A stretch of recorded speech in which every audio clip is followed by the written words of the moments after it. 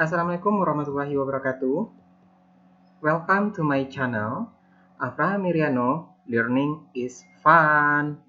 Di sini kita akan membahas tentang ilmu pengetahuan umum, ilmu pengetahuan alam, dan ilmu pengetahuan sosial. Baiklah, pada video kali ini kita akan membahas tentang ilmu pengetahuan alam di bidang kimia, yaitu sifat koligatif larutan. Oke, sekarang dalam pembahasan kita ini, sifat koligatif larutan, kita akan membahas yang pertama, apa itu sifat koligatif larutan dan apa saja pembagian dari sifat koligatif larutan ini. Sifat koligatif larutan adalah suatu sifat fisika larutan yang hanya ditentukan oleh jumlah partikel zat terlarut dan tidak tergantung pada jenis zat terlarutnya. Dan di sini ada 4 jenis sifat koligatif. Yang pertama, penurunan tekanan uap yang dilambangkan dengan delta T. Kedua, penurunan titik beku yang dilambangkan dengan delta TF. Yang ketiga, kenaikan titik didih yang dilambangkan dengan delta TB. Yang keempat, tekanan osmotik yang dilambangkan dengan P.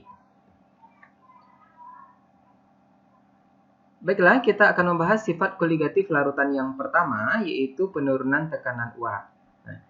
Berbicara tentang tekanan uap menunjukkan kecenderungan suatu cairan untuk menguap. Nah, karena di sini suatu kecenderungan adalah suatu kecenderungan ya, suatu cairan untuk menguap.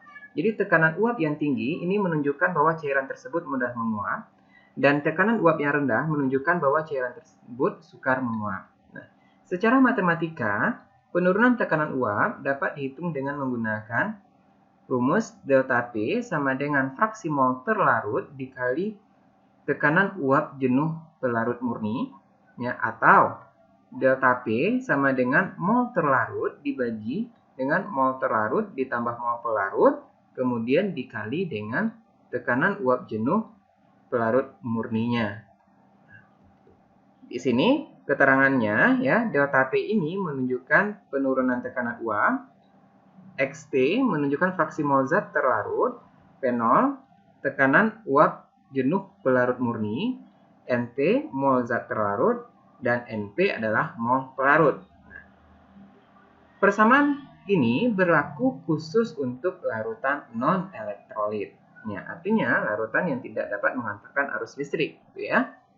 Oke, kita coba kepada contoh soal. Ya, contoh soal yang pertama. Satu pelarut murni mempunyai tekanan uap 50 mm/Hg pada 25 derajat Celcius. Hitunglah tekanan uap jika 6 mol zat ini dicampur dengan 4 mol satu larutan non-elektrolit yang tidak menguap.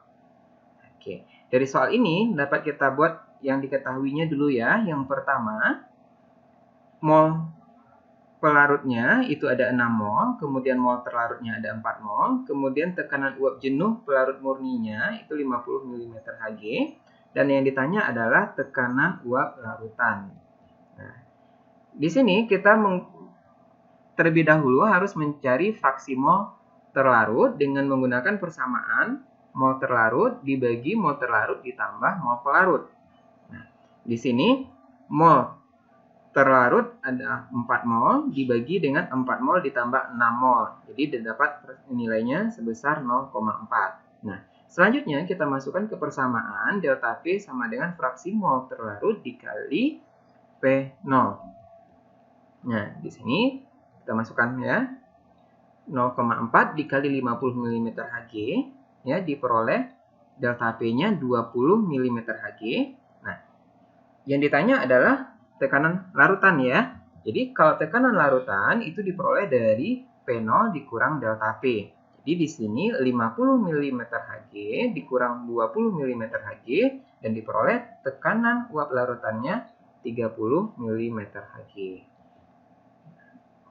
Oke, sekarang kita punya cara yang lebih singkat ya, yang dinamakan dengan learning is fun solution. Di sini tekanan uap larutan dapat langsung kita cari dengan menggunakan fraksi mol pelarut dikali tekanan uap jenuh pelarut murni. Nah, dan di sini fraksi mol pelarut itu sama dengan 1 dikurang fraksi mol terlarut. Kenapa demikian? Karena fraksi mol terlarut ditambah fraksi mol pelarut itu jumlahnya sama dengan 1. Nah, sehingga di sini kalau kita buat persamaan barunya, tekanan larutan sama dengan 1 dikurang fraksi mol terlarut dikali P0. Nah, sekarang kita langsung masukkan aja nilainya. Ya, 1 dikurang 0,4 dikali 50 mmHg. Nah, di sini langsung kita peroleh nilainya bahwa 0,6 dikali 50 mmHg dapatnya 30 mmHg. Oke, di sini terlihat bahwa kita bisa mempersingkat rute atau jalan penyelesaian soal. Nah, hasilnya sama-sama kita peroleh 30 mmHg. Oke, sekarang kita coba lanjut ke soal yang kedua. Nah, tekanan uap eter, MR-nya 74, ya 442 mmHg pada 293 Kelvin. Jika 3 gram senyawa A dilarutkan ke dalam 50 gram eter pada temperatur ini, tekanan uap menjadi 426 mmHg.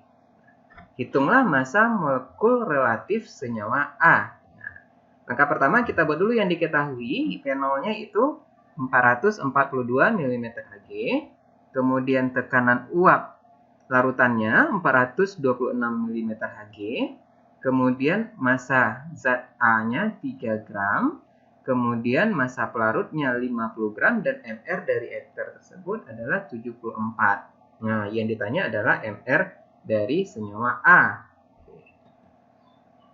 Leading is found solution-nya adalah ya P0 dikurang P dibagi P0 sama dengan mol terlarut dibagi mol pelarut ditambah mol terlarut. Nah, dan di sini P0-nya sudah diketahui, kita langsung memasukkan aja angkanya ya.